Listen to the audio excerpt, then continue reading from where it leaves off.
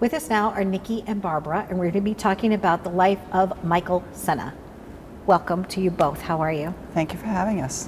I so appreciate you sharing the story of your family and the story of the loss of your brother and your son. Tell us about Michael. Tell us about your son. Michael had the most infectious laugh you've ever heard in your entire life. He had the smile that would just like light up a room. He had the energy. The first snowdrop, that he was the kid that was outside building a fort.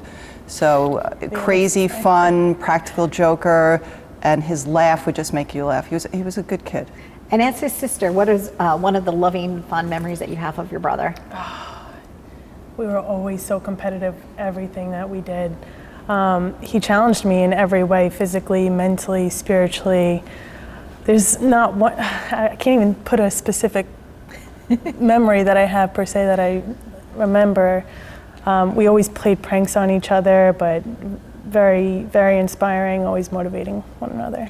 So that sounds very interesting that you guys were always competitive with each other. So you and your first husband had three biological children. Correct. What was their birth order? So Thomas is the oldest, April 14th, 1989. Michael was second, October 28th, 1990. And my little Nikki here is December 18th, 1992. Her birthday's coming up. Now, Michael was an award-winning scholar athlete. Yes, Michael actually won most school-spirited, most popular, and most athletic. Okay. How did you realize that he had a drug addiction problem, and how did that end up costing him his life? So my son always went to the extreme, I guess, not realizing that an addiction is a disease and not knowing enough. I actually, a police officer came to my house and told me that he had sold jewelry of mine. He was under the age of 21. And I was like, my son? And then he's like, yeah, I think he's on drugs. I'm like, not my son. Like, there's no way. And it was just, it started with OxyContin, and it spiraled out of control. And he went into rehabs, and he did amazing when he went in there. He was the leader of the pack, helped so many other people get clean, and needless to say, it ended up costing him his life. How is that addiction story in your family for you, Nikki? So did they tell you right away that your brother had a problem, or how did that affect you when you're growing up? I knew flat off the bat it happened. He battled for 6 years, and a lot of my jewelry would end up missing too, and seeing how she would get so upset that we try to work together any way that we could, to whether it was interventions, talking to him, him going to rehab, any way that we could to help together as a family and as a team to help him become sober. How did you find out that he had passed? So my son, it's actually an order of things. He moved out, he was doing really well for a year, and October 22nd, he moved into his own apartment. Mike, that's a big mistake. No, Mom, I prayed on it, I've got this. Okay. October 23rd, he got baptized in a church down in Florida. And he was like, you know, I've got this, and he was so excited and so happy. A week later, he celebrated 1 year clean, and he also celebrated his 26th birthday. The Friday before, 28th of October. The 28th of October. Okay. He celebrated his 26th birthday, and at that moment, you don't have insurance. And that weekend, his girlfriend was down at the time, and they decided they would, you know, she wanted to stay in New York, he stayed in here. And that Friday before, he was like, Mom, I didn't get the job at the rehab. You know, everybody's dying of fentanyl poisoning. And I was like, well, you're not going to, you know, do heroin. He's like, no, Mom, I know. And for an hour, and we joked and everything else. That Sunday, it was November 6th. Funny feeling, you know, that gut feeling that you get when something's wrong. And he didn't call me, he didn't answer my text. Next morning, I was beside myself, and I said, Tar, something's wrong, something's wrong. She's like, oh, Mom, you're so annoying, you know, stop it.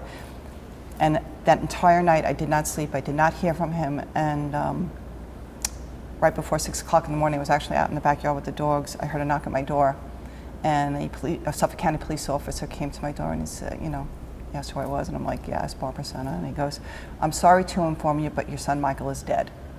I went, and I started screaming, cursing, and I was like, what are you talking, how? And they're like, we think it's an overdose from a bad batch.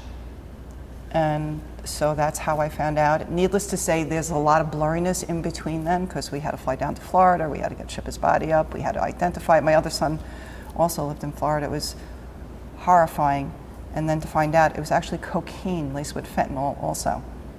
Very sorry for your loss. Thank you. When we first met about a month and a half ago, I told you, I said, please be a guest on my show, because Yes. I knew that if you could just share that brave story with us, that it could save someone else's life. And I know that your son would probably want us to be talking about it, celebrating his life, talking about how funny he was, because that's all it takes is conversation, or Right. you know, trying our best to, like, Right. you know, not just sweep it under the rug, or Right. not hide, or just say this is a real issue, this is Right. a real crisis, and people, everyday Right. families are going through this. So you created the foundation. Right. So let's talk about how cool it is that, and the things that you guys are doing in his memory and in his honor. So Michael was an athlete, and he used to run, he actually ran the Nassau County Marathon in under 4 hours. He also did every 5K when he was sober. And one of the 5Ks I was with him, he said, I want to create a run for sobriety. So every October, we just had our 3rd annual, we have the Michael Sena Run for Hope. And we raise funds and awareness. It's about stopping the stigma and saying, hey, it's okay to, talk about it. We bring the school involved, from the young kids to the older kids. We have people in recovery speaking about it. We have parents there who are trying to find a way. And the amount of support and outpouring of people that come to it, even afterwards, that have helped too, they thank me and like, you helped save my son's life. That was from the last one. It was like, I didn't help save your life. You were open enough to come to my run and to be able to, say, hey, I need help, and connect them to the right people. So you have a foundation, you have a website, people can get involved. Nikki, are there any thoughts that you wanted to share with us before we wrap? I just want to tell you both, thank you so much for being here. Thank you so much for having us. It's an honor to be on your show. Very So do you want to tell them about where the website is? Yeah, you can look us up at info@michaelsenamemorialfund.org. Okay.